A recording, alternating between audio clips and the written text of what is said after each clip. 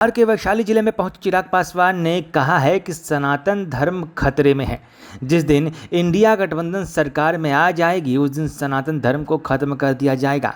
तो राजनीति में एक नया ट्विस्ट देखने को मिला है कि अब तक धर्मनिरपेक्षता की बात करने वाले और सांप्रदायिक शक्तियों से लड़ने वाले रामविलास पासवान के पुत्र चिराग पासवान अब धार्मिक बयानबाजी करने लगे हैं और धर्म को लेकर टिप्पणी कर रहे हैं और धर्मनिरपेक्ष की बातें भी कर रहे हैं।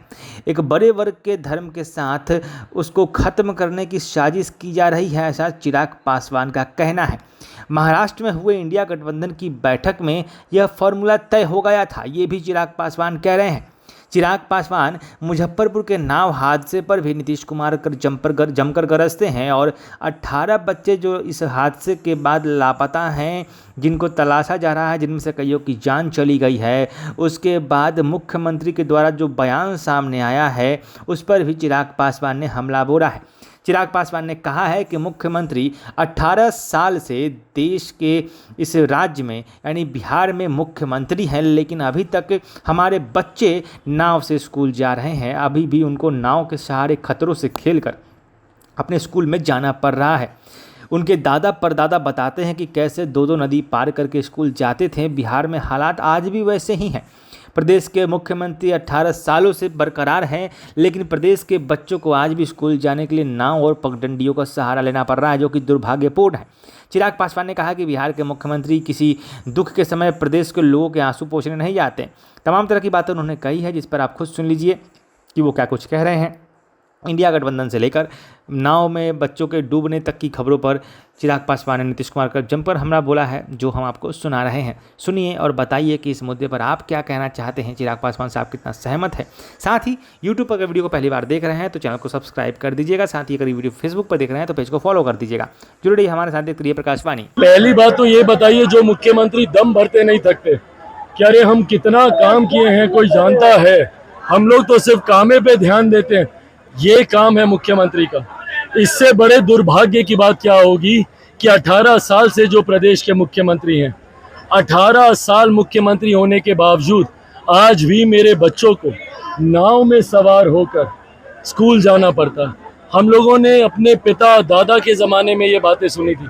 वो लोग बताते थे, मेरे पिता बताते थे कि कैसे दो नदी पार कर वो स्कूल जाते थे। ये व्यवस्था आज भी बिहार में है।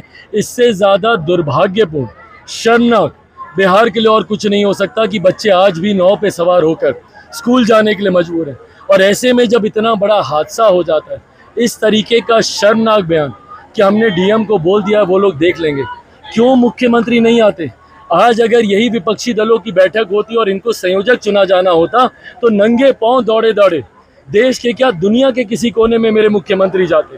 पर आज यहाँ पर बच्चे मरे हैं, मुख्यमंत्री के पास फुर्सत नहीं है। आज तक बिहार में जितनी हत्याएं हुई, कोई एक तस्वीर मेरे मुख्यमंत्री की दिखा दीजिए कि पीड़ित परिवारों से मिले हों, जाकर इन्होंने उनके आंसू पोंछे। तो जो मुख्यमंत्री सुख दुख में ही लोगों के साथ खड़े नहीं रहते, जिनको हमारे बिहार के बच्चों के, युवाओं के, बुजुर्गों के, महिलाओं के जीने मरने से फर्क ही नहीं पड़ता, तो इसीलिए बिहार की जनता को भी अब मुख्यमंत्री से फर्क नहीं पड़ता। इसीलिए आज वो तीसरे नंबर की पार्टी बने हैं। आधे से ज़्यादा उनके प्रत्याशी चुनाव हार गए।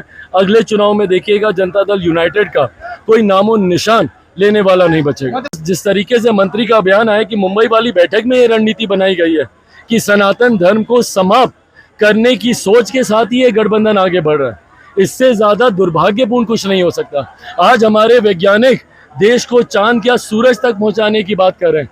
हमारे जवान देश की सुरक्षा के लिए शहादत दे रहे हैं। हमारे देश के प्रधानमंत्री दिन रात देश का गौरव ऊंचा करने का काम कर रहे हैं। आज भी जिस तरीके से G20 की वजह से देश की ताकत, देश का अभिमान दुनिया में राष्ट्रीय अंतर्राष्ट्रीय स्तर पर बढ़ाने का काम किया, वहीं कुछ दल और कुछ नेता ऐसे हैं जो कि देश में बंटवारे की राजनीति कर रहे हैं। एक धर्म विरोध की बातें कर लोगों में असंतोष, डिवाइड एंड रूल की पॉलिसी आप अपना रहे हैं, लोगों में बंटवारा करने का प्रयास कर रहे हैं। यही कारण है कि देश की जनता कभी ऐसे लोगों को स्वीकार नहीं करेगी जिनके साथ ये उनकी आस्था, उनकी भावनाओं को के साथ खिलवाड़ करने का लोग प्रयास कर रहे हैं। भाई बिल्कुल सही बात है। अगर ये लोग कभी गलती से आ गए तो अभी तो ये लोग बात ही कर रहे हैं, वो दिन दूर नहीं जब सनातन धर्म को ये लोग पूरी तरीके से ये लोग समाप्त कर देंगे। यही सोच, यही रणनीति इन लोगों की बैठकों में तय की जा रही है। आपको लग रहा है कि सनातन धर्म खतरा में है? भाई बिल्कुल है, इस तरीके के बयान को और क्या मतलब है बताइए ना। जिस तरीके से ये लोग बयानबाजी कर रहे हैं एक धर्म विशेष को लेकर, इस तरीके से एक बड़े वर्ग की आस्था के साथ आप खिलवाड़ कर रहे हैं। इन लोगों की सोच है ये, और ये सुनियोजित तरीके से, एक संगठित तरीके से, एक रणनीति के तहत ये तय किया जा रहा है कि कैसे सनातन को पूरी तरीके से समाप्त किया जाए। पर ये एक बड़े वर्ग की आस्था से जुड़ा हुआ विषय समाप्त नहीं होने वाला।